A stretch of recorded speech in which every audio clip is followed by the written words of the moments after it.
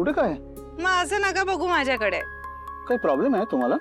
Problem असं नाही अहो, पण मग प्रॉब्लेम नाही आहे ना? मग बघू दे की मला. राजवाडे. हाय, परत एकदा.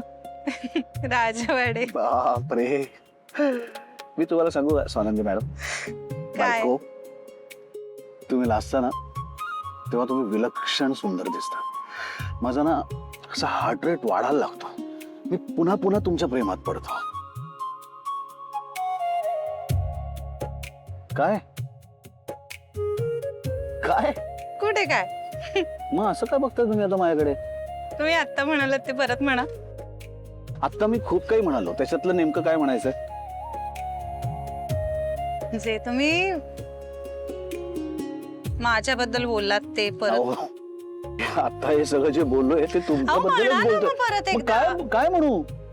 बायको बायको अजून एकदा. आता बास. का?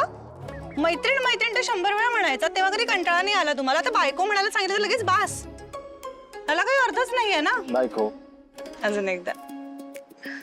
बायको. स्वानंदी मॅडम, तुम्हाला सांगतो माझी बायको जाम भारी आहे. खूप गुणी आहे, प्रेमळ आहे, समंजस आहे आणि तिच्या हाताला तर अशी चव आहे ना, हो सुगरण आहे. हो. हो, तुम्हाला माहित नाही? माझी बायको गुलाबजाम बनवते. खाल्लेत कधी? अफलातून. असं वाटतं गुलाबजाम खाता खाता बोट पण खाऊन टाकावी.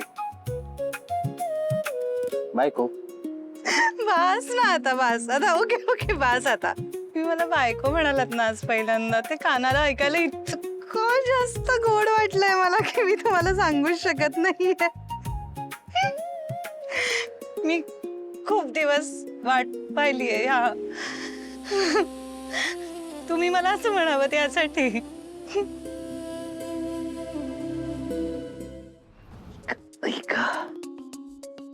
डोकं अजून जडच आहे. ग्रॅनी लॉ कशी दिसतेय मी?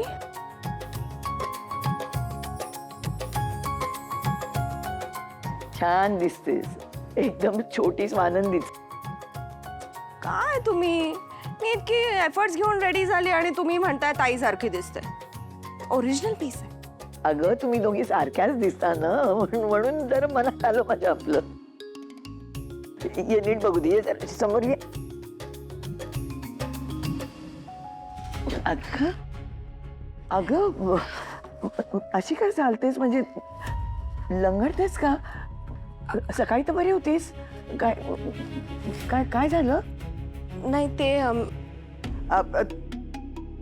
ती बाथरूम मध्ये घसरली हो आणि पाय बुरगळला. हो की नाही सुश? अरे बापरे, डॉक्टरकडे जातेस का? म्हणजे एक्सरे करून घे पाय. आई आई मी विचारलं तिला, ती नकोच म्हणते. तिला म्हटलं मी काळजी घेते. हो की नाही सुश? बरं वाटतंय म्हणाली. अगं पण तिला नीट चालता येत नाही ना, लंगडते बघ ना ती. म्हणजे पूजा कशी करणार, बाहेर तरी कशी जाणार ग ती अशी? त्यापेक्षा घरामध्येच वडाची फांदी आणून करतेस का पूजा मग तू? आजी, काही गरज नाही. अरे मी आहे ना, मी घेऊन जाईल तिला वडाजवळ. हे बघ, काही झालं तरी आमची पहिली वटपौर्णिमा दणक्यात होणार. हे बरं, अंशू हिला जरा नीट आधार दे आणि व्यवस्थित घेऊन जा, तिला सांभाळून बघ. आधार देत कशाला, उचलूनच घेऊन जातो ना. Let's go Maugham.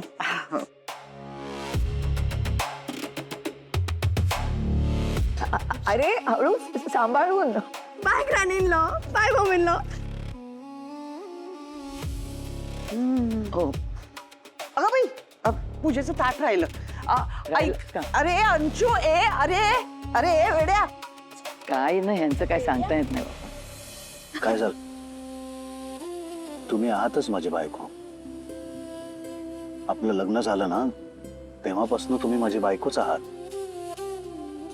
सौभाग्यवती स्वानंदी समर राजवाडे. छान वाटतंय मला. म्हणजे आपलं लग्न झालं तेव्हा मला, तेव्हा असं नव्हतं ना काही वाटत आपल्याला. मला हे असं सौभाग्यवती स्वानंदी समर राजवाडे हे कधी ऐकायला मिळालं असं वाटलं नव्हतं. आणि आपलं प्रेम असं एका जन्मात अटणार नाहीये. किंमत 7 जन्म तर हे प्रेम टिकून राहणार आहे. 7 जन्म तर आपली एकमेकांपासून सुटका नाही आता. आणि किती म्हातारे झालो ना तरी सुद्धा काठी टेकत टेकत अगदी तोंडाच्या बोलकत जरी झालं तरी सुद्धा आपण प्रेम करायचंच आहे एकमेकांना. चावता येत नसलं तरी आपण छान असं खात खात एकमेकांवरती भांडत भांडत फिरत फिरत प्रेम एक करूया. मिनिट काय? हे नको, भांडत भांडत वगैरे नको. का? अहो खूप थकायला होतो तुमच्याशी भांडताना, त्याच्यासाठी ऍक्शन पण मी थकून जाणार आहे. मला असं वाटतं माझ्याशी भांडल्यानंतर तुम्हाला एक्स्ट्रा एनर्जी मिळते स्वानंदी मॅडम. आणि भांडत भांडत तर प्रेमच करायचंय ना आपल्याला. उलट असं म्हणतात की जितकं आपण एकमेकांची जास्तीत जास्त भांडू ना तितकं आपलं एकमेकांवरचं प्रेम जास्तीत जास्त वाढत राहतं. कोणा बायको? मग भांडूया, परत वाढायला लागला माझा हार्ट रेट. भांडूया मी सात. सतत तुमच्या प्रेमात पडावं अशी इच्छा आहे का तुझी हो. बायको?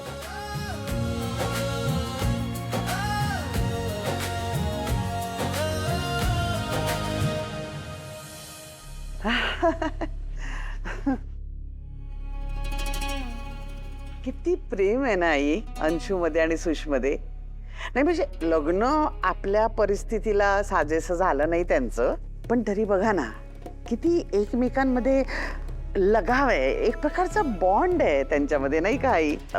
काय असतं आई, ह्युमन सायकोलॉजीमुळे माणूस ना एखाद्याला आपण म्हटलं ना तू वाईट आहे, तू वाईट आहे, तू वाईट आहे असं सारखं म्हणत राहिलं ना की त्याच्यावरही तसा परिणाम होतो.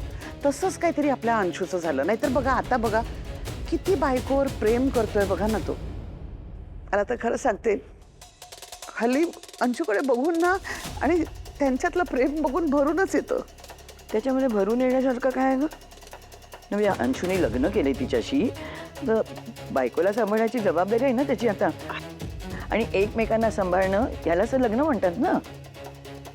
आणि सांगू का मल्लिका, त्याला जर तिचा आणि तिच्या घरच्यांचा विश्वास जिंकायचा असेल ना तर मग त्याला असं वागणं भागच आहे ना.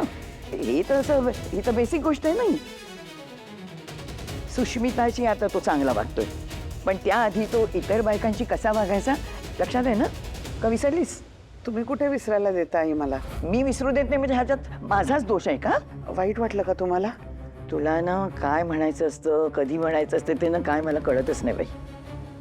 तुझ्या मुलाने त्या चिंगीसारख्या भाबडे आणि निरागस मुलीचा विश्वासघात केलाय. म्हणजे जन्मभर नाही भरून येणार ना अशी जखम दिली तिला.